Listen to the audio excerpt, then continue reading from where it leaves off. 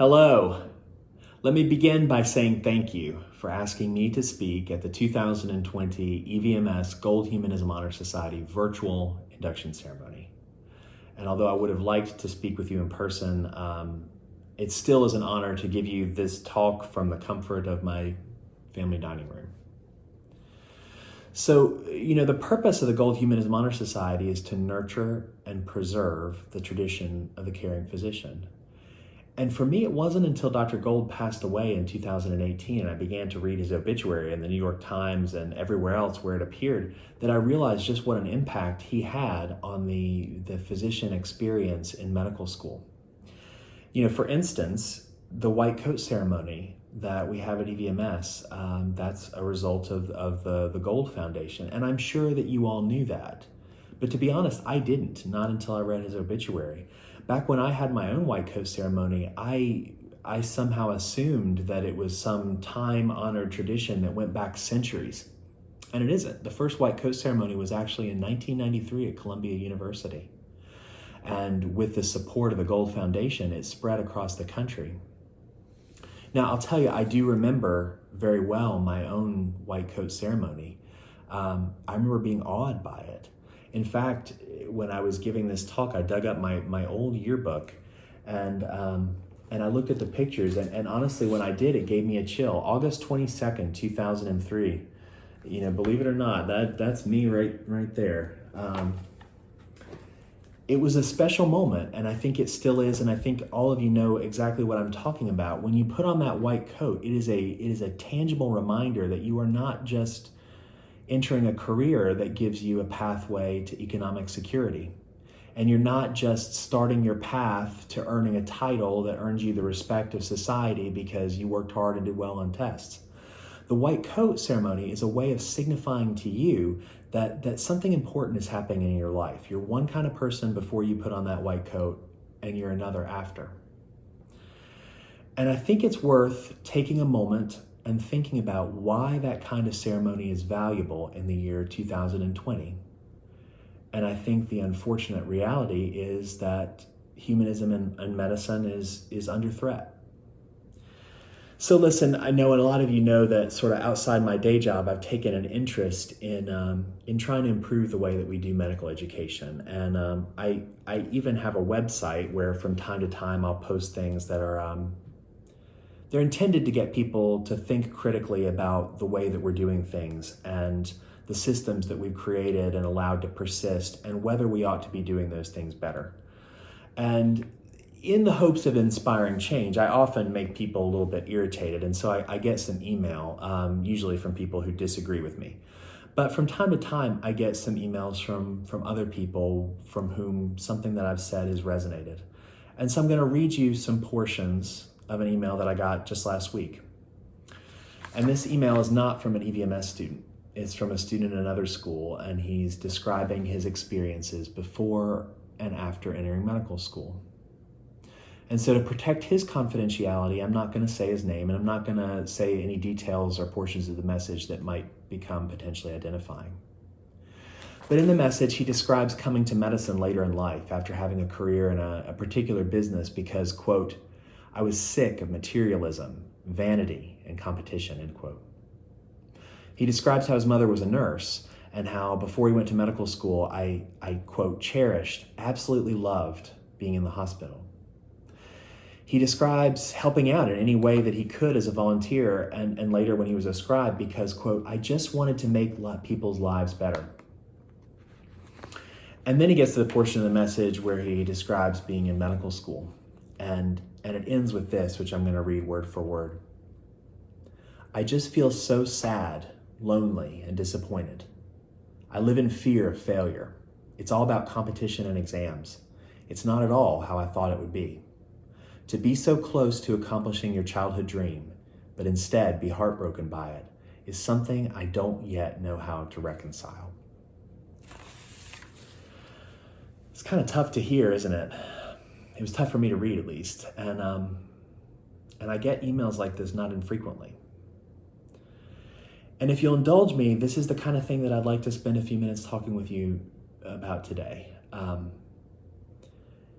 it's not easy to get into medical school. It's not easy to get to a point in your life where you get to put on that white coat at the ceremony. To get there, you have to run through a gauntlet. You have to learn how to play the game and to play it well. And by the time that you get into medical school, you've gotten good at what I think of as climbing. I think many of you will know exactly what I'm talking about when I say climbing, because many of you may feel like you're always climbing. You're always aspiring. You're always working towards something more than what you are right now. And usually that begins from the very time that you begin to regard yourself as being a bright person. You start to work hard and work towards something more. You work hard in high school to get into a good college. You work hard in college to keep up your GPA and to do well in the MCAT and get into medical school. You work hard in medical school to do well in step 1, because we all know that is the single most important test that you will ever take in your entire life.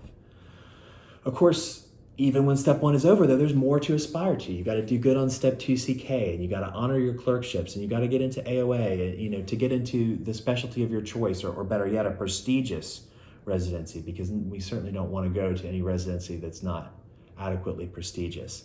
And once you enter practice, these same pressures abound. When you're good at climbing and when you're good at what you do, people will always dangle something more in front of you. And if you're good at it, if you're good at playing the game, and if you're a good climber, it's easy to convince yourself that all of these things are just a one-off. That if you just get through this, if you just get through step 1, if you just get into medical school, if you just get into the residency of your choice, if you just this or that or the other thing, if you just get over this hurdle, then you can win the game. The game's over, and you can be happy, and you can focus on real life and things that matter. And of course, that's not how it is. You keep climbing, because there's always another award or another honor or another grant or another RVU target or a productivity bonus. There's always some other empty brass ring dangling in front of you just beyond your grasp. There's always something to keep climbing for. And in some ways, this is a very good thing. Because if you're good at climbing and you climb to a certain height and you reach the top of the ladder and you pause to look down, it's a little bit disorienting. And it's even more disorienting to stand with both feet planted atop the ladder and look up above you, and all you see is open sky, and you realize that all that you are then is all that you're ever going to become, ever going to do. That's even more disorienting. Most of us in medicine, we need something to work toward. We need something to look forward to, and it can be a good thing. So really, that's the thing that I wanted to talk about today, is that how to choose deliberately what you aspire toward. Because it's easy to focus on these external validations instead of focusing on things that bring you meaning. In medicine, there's always going to be another award. There's always going to be another honorific, another target. And if you measure yourself by those metrics, you're always going to come up short. There's always going to be somebody who has more of them than you do. And so instead, focus on meaning in your work. Make sure that you're growing into something that really matters, something that you believe in. And make sure that you're growing into a more humanistic physician, whatever role you find yourself in. If you find yourself as a researcher, make sure that the work you're doing is really going to bring value to people's lives, and that you're not just running on the hamster wheel because your chair said that you're on the clock for your next promotion or grant funding.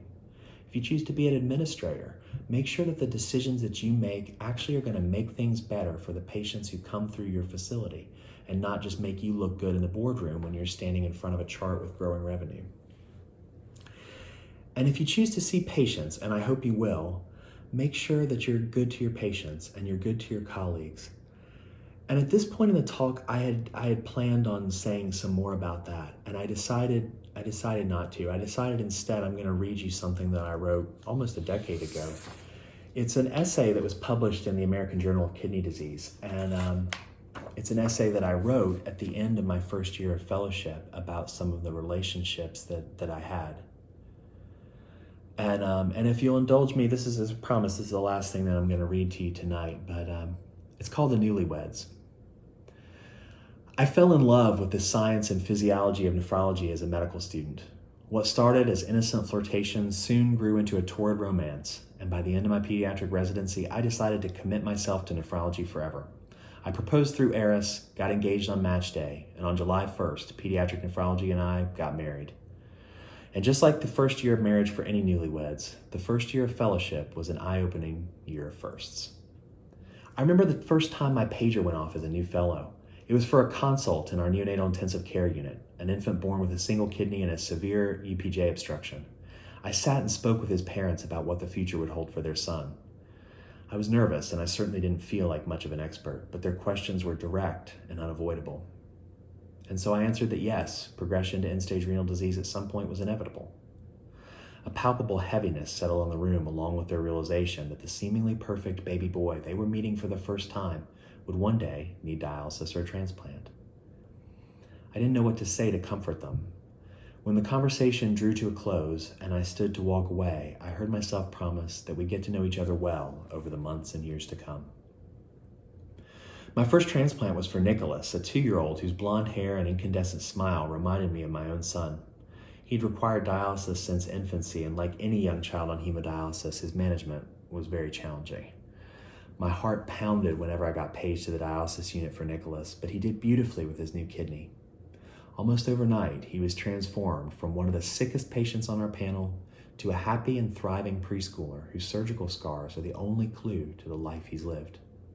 Though Nicholas was the first, almost all the dialysis patients from the start of my fellowship have now been transplanted. They've been replaced by a new group of patients with chronic kidney disease. Different, but at once the same. The first time a patient's mother cursed at me was also in our dialysis unit.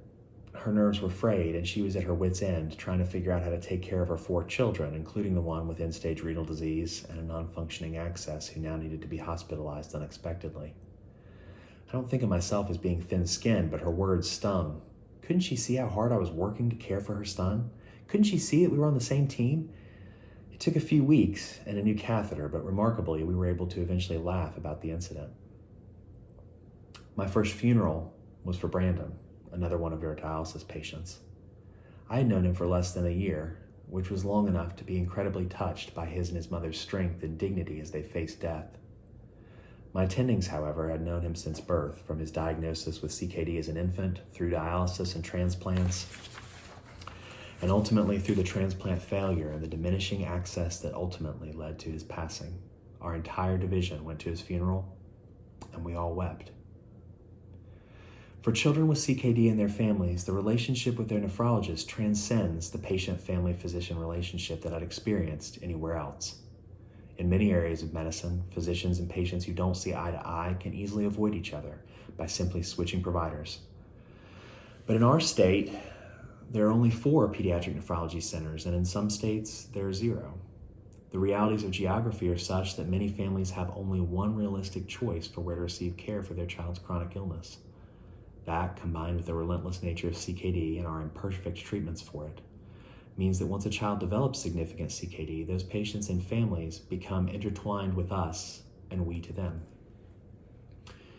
It's a bond that's more akin to a marriage than to a patient-practitioner relationship. There are ups and there are downs. There are compromises and challenges and crises. We see families at their best, most joyful moments, and at their worst, most trying ones. When it works, it's beautiful. Some of the relationships with patients and families are wonderful. Their strength is touching, and you feel at once fortunate that they entered your life and sorrowful for the reason that they did. Some of the relationships are more challenging, and yet there's no room for withdrawal or shying away.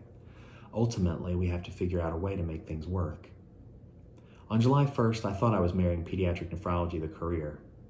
In reality, I was standing at the altar with children with kidney disease and their families, pledging myself for better or worse, in sickness and in health, till transition to adult medicine do us part. And I remember when I wrote this, I felt that all the things that I was feeling and thinking about were very unique to my own situation as a pediatric nephrologist. And I think with a few years of hindsight, I realized that they're not. And so rather than preaching any more to you today, I think that's where I want to leave you, is to think about what you want out of your career and to make deliberate steps toward being the doctor that you want to be. To encourage you to lean into discomfort with patients and families, to encourage you to share a little bit of yourself with your patients, and to encourage you to be an example for people who come along beside you or behind you. It really has been an honor to get to speak with you today, and to everyone listening, I wish you my very best. Thanks.